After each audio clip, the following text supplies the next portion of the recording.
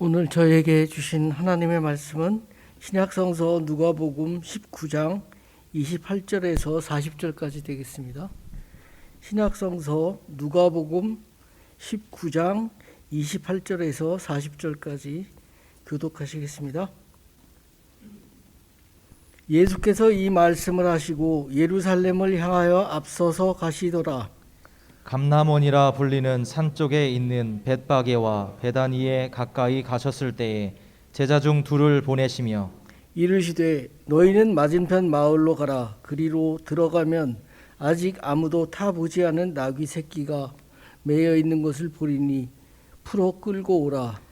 만일 누가 너희에게 어찌하여 푸느냐 묻거든 말하기를 주가 쓰시겠다라 하시매 보내심을 받은 자들이 가서 그 말씀하신 대로 만난지라.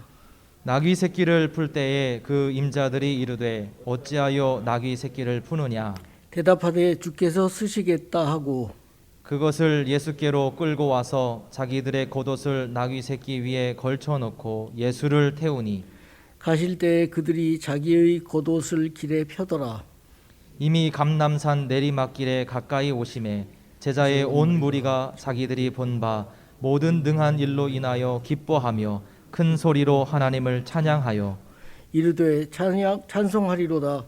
주의 이름으로 오시는 왕이여 하늘에는 평화여 가장 높은 곳에는 영광이로다 하니 무리 중 어떤 바리새인들이 말하되 선생이여 당신의 제자들을 책망하소서 하거늘 다 같이요.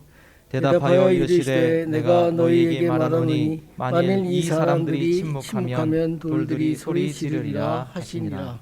아멘. 오늘 제 모습이 괜찮나요?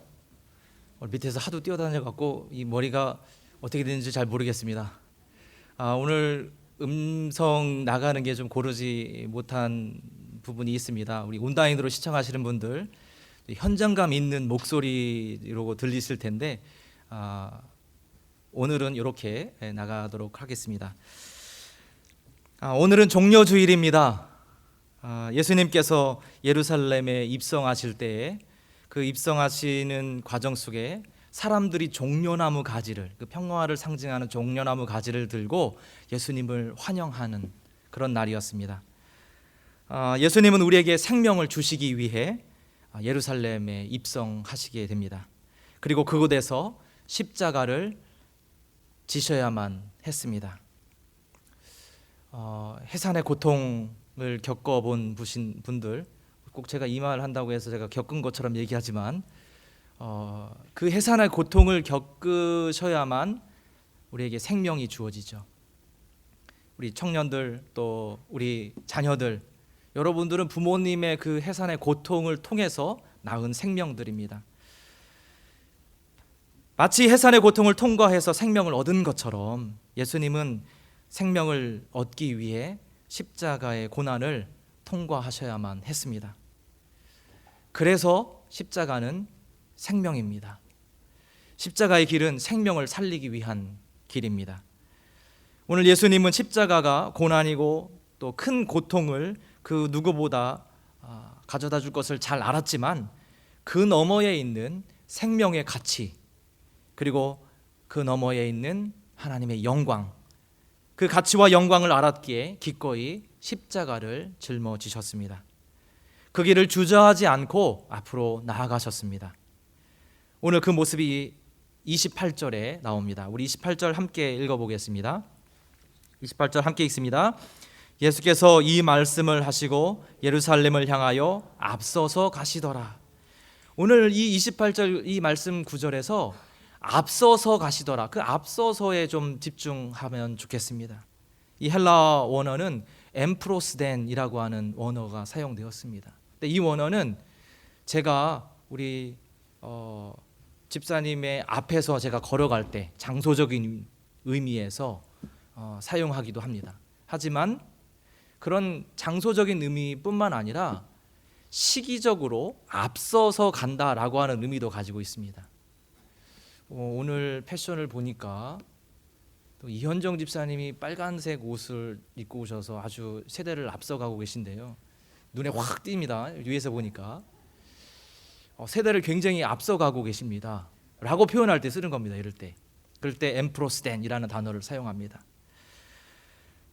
그 의미가 바로 위치적으로나 아니면 시기적으로 앞서간다는 의미인데, 그 예수님은 앞서서 가시고 뒤에 제자들이 따르고 있는 장면입니다.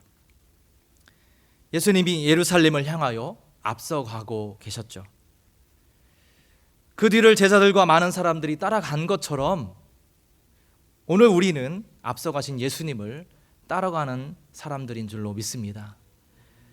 예수님을 따라가는 사랑하는 우리 성도님들, 오늘 이 시간이 다시 한번 주님의 길을 기꺼이 따라가겠다라고 결단하는 귀한 시간 되시기를 간절히 소망합니다. 이미 따라가고 계신 분들 끝까지 그 사명 감당하셨으면 좋겠습니다. 혹시 따라가는 거 잠시 멈추신 분들이 계시다면 오늘 이 말씀을 통해서 웅크렸던 무릎을 다시 한번 펴는 귀한 시간 되기를 간절히 소망합니다. 예수님께서 예루살렘에 가까이 가셨을 때에 한 마리의 나귀, 새끼 나귀를 타고 가시고자 제자 둘을 보냅니다. 맞은편 마을로 보내는데 그 말씀이 29절 하반부와 30절에 나옵니다. 제가 읽어드리겠습니다. 29절, 제자 중 둘을 보내시며 이르시되 너희는 맞은편 마을로 가라. 그리로 들어가면 아직 아무도 타보지 않은 나귀 새끼가 매여 있는 것을 보리니 풀어 끌고 오라. 예수님의 이 말씀에 순종한 두 제자, 그래서 건너편 마을에서 나귀를 끌고 왔고 그 나귀를 타고 예수님께서 예루살렘에 입성하셨습니다. 자, 이 과정을 잘 살펴보면 예수님과 함께 걸어간 사람들이 있었습니다. 예수님과 함께 동행했던 사람들이죠. 그런데 그들은 십자가의 사역에 한결같이 쓰임받았던 사람들입니다. 이보다 더 큰 영광이 어디 있을까요? 미국의 전래 동화인데요, 안젤라 헌트라고 하는 사람이 이 이야기를 잘 정리를 했고 우리나라에도 많은 번역본이 있습니다. 새 나무의 꿈으로 번역이 된 이야기를 제가 소개하고 싶습니다. 우리에게 좀 많은 인사이트를 주는 것 같습니다. 요단강 계곡에 새 그루의 나무가 있었습니다. 이들 나무는 저마다 나름대로의 그 꿈과 소망을 갖고 있었어요. 첫 번째 나무입니다. 이 첫 번째 나무는 예루살렘으로 가서 하나님의 성전에 큰 기둥이 되어서 하나님의 기쁨이 되고 또 그곳에 찾아오는 많은 사람들이 하나님의 영광을 경험하는 그런 장소에 쓰임받고 싶다, 이런 꿈이 있었습니다. 두 번째 나무는 바다로 가고 싶었습니다. 원대한 꿈을 갖고 있었죠. 큰 범선이 되어서 많은 사람들을 태우고 가는 곳곳마다 그리스도의 복음을 전할 수 있는 그런 축복의 통로로 쓰임받는 그런 꿈을 꾸고 있었습니다. 세 번째 나무는 자기는 이곳에 남아서 큰 가지를 드리고 그리고 그 가지에 많은 사람들이 와서 쉬고 그 쉼을 통해서 하나님을 경험할 수 있다면 그거보다 큰 기쁨이 없겠다라고 하는 그 꿈을 가지고 있었습니다. 세월이 지나갑니다. 예루살렘으로 가고 싶었던 그 첫 번째 나무, 그 나무는 찍혀서 예루살렘으로 간 것이 아니라 아주 작은 마을, 베들레헴이라고 하는 작은 마을로 가게 되었습니다. 그곳에서 세공의 작업을 거쳐서 작은 구유가 됩니다. 나귀와 다른 동물이 핥아먹는 먹이통이 되어서 마구간 한 귀퉁이에 팽개쳐지는 슬픈 신세가 되었습니다. 두 번째 나무 꿈이 뭐였죠? 네, 기가 막히십니다. 범선이었습니다. 맞습니다. 근데 큰 배가 되어서 바다에 가고 싶었는데 하지만 서글프게도 베어서 아주 작은 조그만한 조각배가 되었습니다. 게다가 비린내 나는 물고기들 더미에 휩싸여서 날마다 비린내를 맡고 살아가는 그런 운명에 처한 조그만한 조각배가 되었습니다. 세 번째 나무는 꿈이 뭐였죠? 그곳에 있어서 큰 가지를 들이우는 것이 꿈이었습니다. 하지만 안타깝게도 이 나무도 베어졌습니다. 베어져서 어느 날 사람들에게 찍혀서 저주받은 죄인들을 매달아 죽게 하는 형틀이 되었습니다. 그런데 어느 날 예수님께서 세상에 오셨습니다. 만백성을 구원하시고자 만왕의 왕으로 오시는 예수님께서 그 다른 좋은 많은 처소들이 있었지만 그 많은 처소들을 다 내버려 두고 그 버려진, 하필이면 그 마국간에 냄새나는 그곳에 놓여진 조그마한 말구유에서 태어나셨습니다. 이보다 더 큰 영광이 어디 있을까요? 세월이 흐릅니다. 예수님께서 복음을 전하실 때입니다. 예수님께서 갈릴리 호수에 오셔서 아주 보잘것없는 작은 조각배 위에 올라가셨습니다. 그리고 조금 떼기를 청하시고 앉으사 사람들에게 하나님 나라를 전파합니다. 이 말씀이 누가복음 5장에 나옵니다. 두 번째 나무는 바로 하나님 앞에 예수 그리스도의 강단으로 쓰임받는 놀라운 은혜를 입었습니다. 이보다 더 큰 영광이 어디 있을까요? 그리고 3년이 흘러갑니다. 세 번째 나무였던 그 나무는 찍혀서 십자가 형틀이 되었는데 그 십자가는 예수님께서 온 인류를 구원하시기 위하여 못 박혀 죽으신 구원의 상징이었던 십자가였습니다. 이보다 더 큰 영광이 어디 있을까요? 사랑하는 우리 성도님들, 예수님이 아니었으면 지저분한 말구유 그리고 비린내 나는 고기들을 운반하는 조그마한 조각배 그리고 십자가에 저주받은 형틀에 불과했을 것입니다. 하지만 예수 그리스도께 쓰임받아 놀라운 영광을 누리게 됩니다. 우리 사랑하는 성도님들, 주님을 위해 쓰임받는 것보다 더 큰 영광이 없습니다. 우리가 이것을 기억하고 예수 그리스도와 함께 걸어가는 종려 주일 그리고 고난 주간이 되기를 간절히 소망합니다. 오늘 이 말씀에서 누가 큰 영광을 누렸습니까? 제가 어제 청년들에게도 이 질문을 했는데요. 오늘 이 누가복음 말씀 속에 어떤 피조물이 또 누가 큰 영광을 누렸나요? 기가 막히십니다. 예수님을 태운 나귀입니다. 먼저 이 예수님을 태운 나귀는 한 번도 사람을 태워보지 않은 나귀였죠. 태워보지 않았기 때문에 아직 어린 나귀입니다. 연약하죠? 아직은 보잘것없습니다. 많은 짐을 싣고 나르는 장성한 나귀에 비하면 정말 보잘것없는 나귀입니다. 하지만 예수님과의 만남은 그의 일생 최고의 만남이었고 영광이었습니다. 그 어떤 나귀가 예수님을 등에 업고 예루살렘 안에 들어갈 수 있었을까요? 그 나귀는 스가랴 선지자가 예언한 말씀의 주인공이 되었습니다. 스가랴 9장 9절 말씀입니다. 시온에 따라 크게 기뻐할지어다. 예루살렘에 따라 즐거이 부를지어다. 보라, 내 왕이 내게 임하시나니 그는 공의로우시며 구원을 베푸시며 겸손하여서 나귀를 타시나니 나귀의 작은 것 곧 나귀 새끼니라. 이 나귀는 사람을 나르고 그리고 비린내 뒤엉켜 살아가야 할 그 두 번째 나무, 그 두 번째 나무와 너무 비슷하지 않습니까? 짐을 나르고 냄새나는 마국간에서 살아갈 수밖에 없는, 그래서 생을 마감할 그런 운명이었습니다. 하지만 그 삶은 예수 그리스도를 만남으로 놀라운 은혜를 그가 입었습니다. 저와 우리 사랑하는 성도님들, 예수님을 등에 태운 나귀와 같은 사람들이 바로 우리들입니다. 스가랴 말씀이 이 나귀를 통해서 응한 것처럼 오늘 예수님을 등에 태우고 가시는 저와 여러분의 삶에도 하나님의 말씀이 응하는 귀한 은혜와 축복이 있기를 간절히 소망합니다. 자, 나귀가 쓰임 받았습니다. 오늘 또 누가 쓰임 받았을까요? 제 마음이 막 들어갔다 나오셨네요. 나귀 주인이 쓰임 받았습니다. 맞습니다. 제가 원고를 보여드린 것도 아닌데 나귀의 주인이 쓰임 받았습니다. 십자가의 사역을 위해. 근데 이 주인이 어떻게 쓰임 받았을까요? 어떻게 쓰임 받았습니까?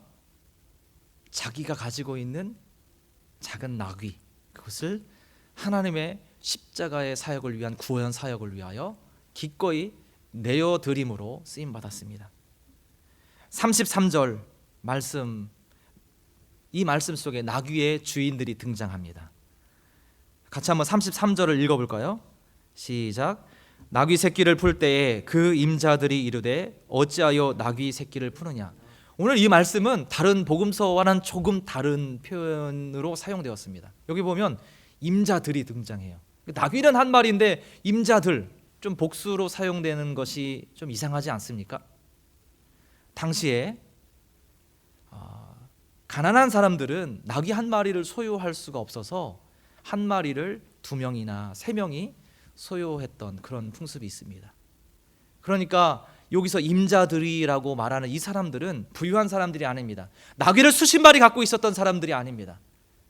그저 한 마리 나귀도 가질 수 없을 만큼 가난하고 또 힘든 삶을 살았던 사람들이죠. 나귀의 주인들은 가난했지만 마치 첫 번째 나무가 비록 보잘것없는 말구유가 되었지만 기꺼이 자신을 내어드림으로 그렇게 쓰임받았던 것처럼 이 나귀의 주인들은 자신들이 드릴 수 있는 아주 작은 것이지만 그것을 기꺼이 하나님께 드렸습니다. 예수님을 만나지 않았으면 그저 가난한 나귀의 주인, 그 주인으로 끝났을 인생입니다.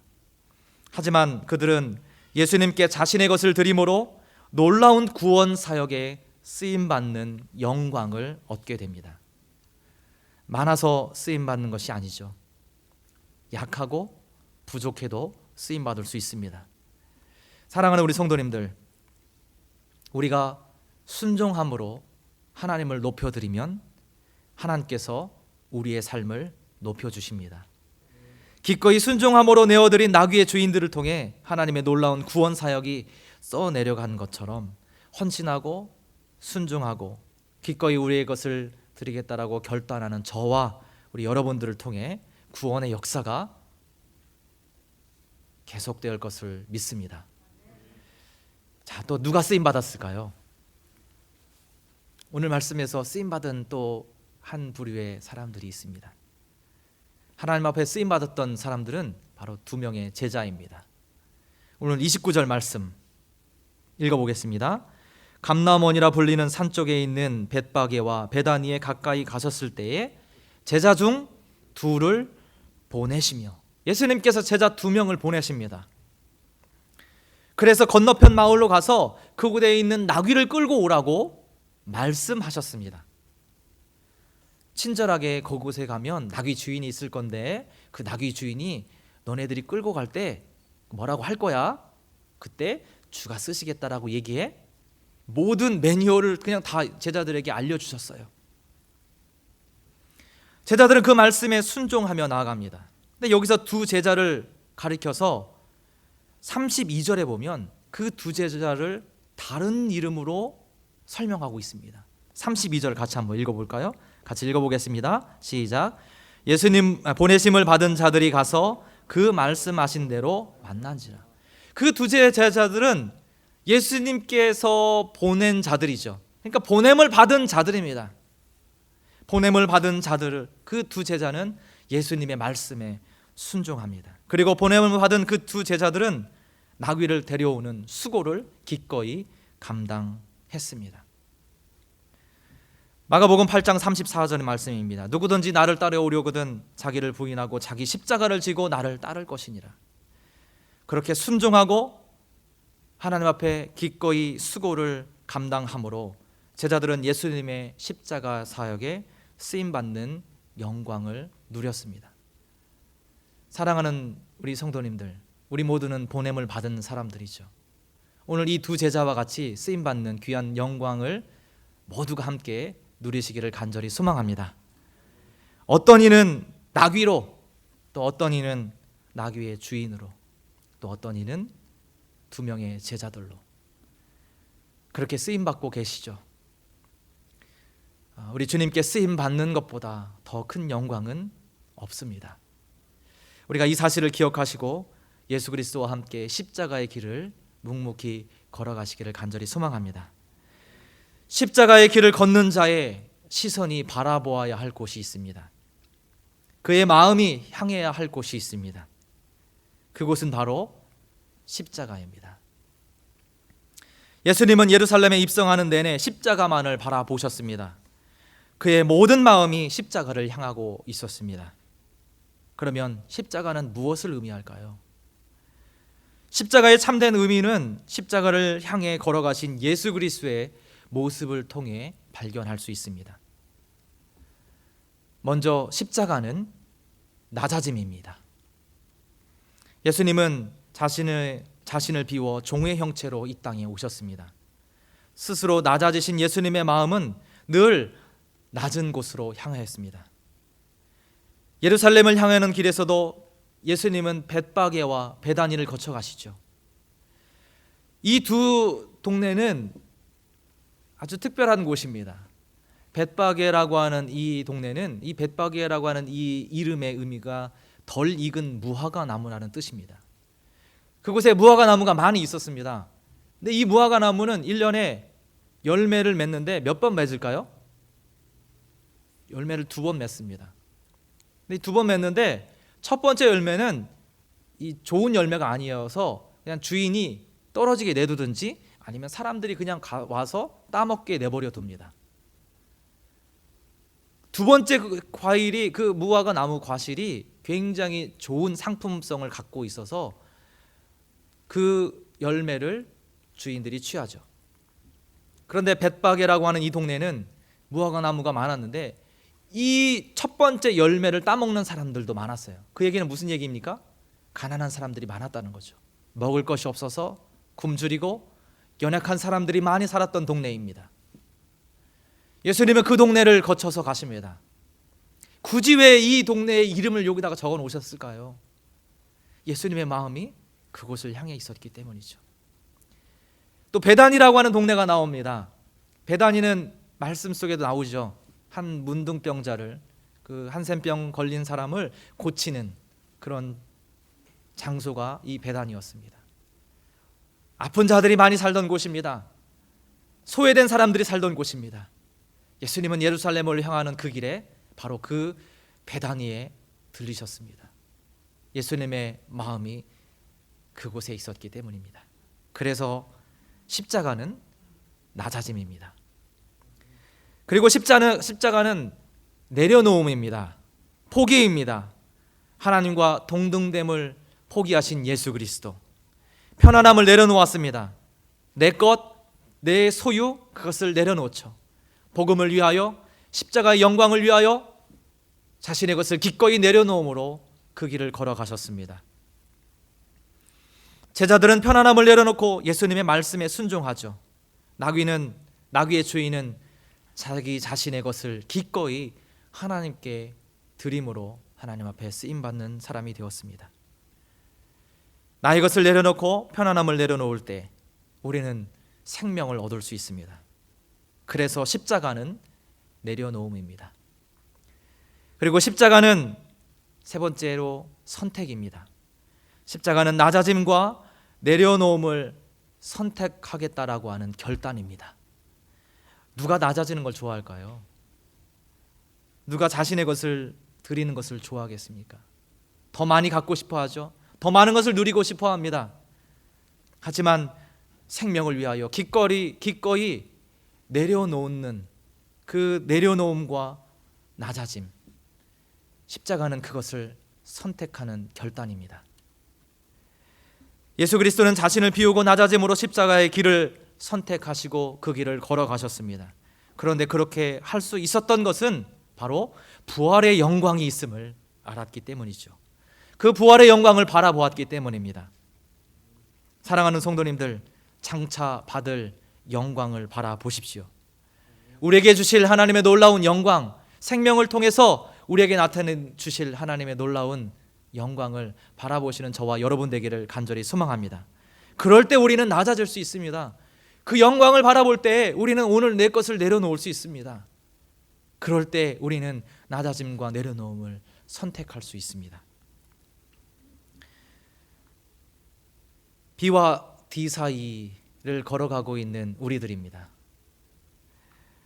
태어나서 우리에게는 우리의 지금 인생을 걸어가고 있지만 언젠가는 주님 만날 날이 있습니다. 그 과정 속에 우리는 C라고 하는 선택을 하죠. 우리가 태어나서 죽을 때까지 수많은 선택을 하지만 그 선택의 순간에 우리 모든 성도님들 바로 십자가를 선택하시는 성도님들 되시기를 간절히 소망합니다. 앞서가신 예수님을 따라가는 우리 성도님들, 주님과 함께 걸어가는 삶의 여정 속에서 십자가를 선택하십시오. 그리고 그 선택을 통해서 하나님 앞에 귀하게 쓰임받는 모든 성도님들 되시기를 예수님의 이름으로 축복드립니다. 아멘. 기도하겠습니다. 좋으신 하나님 감사합니다. 우리의 삶 속에 찾아오셔서 십자가의 죽으심으로 우리에게 생명을 주신 예수 그리스도를 이 시간 바라봅니다.